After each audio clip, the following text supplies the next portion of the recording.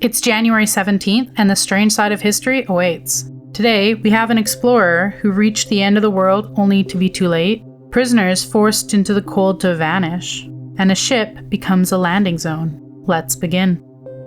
On January 17th, 1912, British explorer Robert Falcone Scott stood at the bottom of the world, only to realize he had already lost. Planted in the ice before him was the Norwegian flag. Roald Amundsen had reached the South Pole more than a month earlier. For Scott and his 4 companions, the moment was devastating, not just emotionally, but fatally. They would turn back knowing that the return journey would be worse than anything he'd already endured. Temperatures plunged, food ran out, and the blizzards erased the landscape, and one by one, the men collapsed. Captain Lawrence Oates, crippled by frostbite, walked into the white void, saying he might be gone some time, and he never returned. The final 3, Scott, Wilson, and Bowers, died together in their tent, just miles from salvation. Their bodies weren't found until months later, but their journals survive, quiet, restrained, and haunting, transforming failure into one of history's most chilling stories of endurance, pride, and sacrifice. On January 17, 1945, as the guns of the advancing Soviet army grew closer, the gates of Auschwitz-Birkenau did not open to freedom, but to terror. That day, the SS ordered the evacuation of the camp. Nearly 56,000 prisoners were forced into the open, driven westward on foot through deep snow and sub-zero darkness. The temperature fell below minus 20 degrees Celsius. Many had no coats, no food, no strength left. Anyone who stumbled was beaten or shot.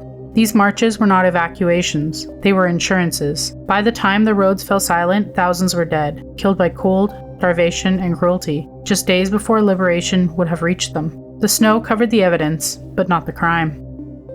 Liberation was only days away, but for thousands, history ran out of time first. On January 17, 1911, as night settled over San Francisco Bay, U.S. Navy officers prepared for something no one could be certain would work.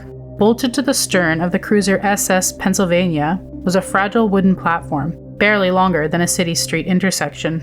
At dawn the next morning, history would gamble everything on it. Hovering above the cold gray water, aviator Eugene Eerie approached in a trembling Curtiss pusher biplane, and there were no arresting wires as we know them today. No safety system, just ropes, sandbags, and faith. One misjudgment meant plunging into the bay, or smashing into steel.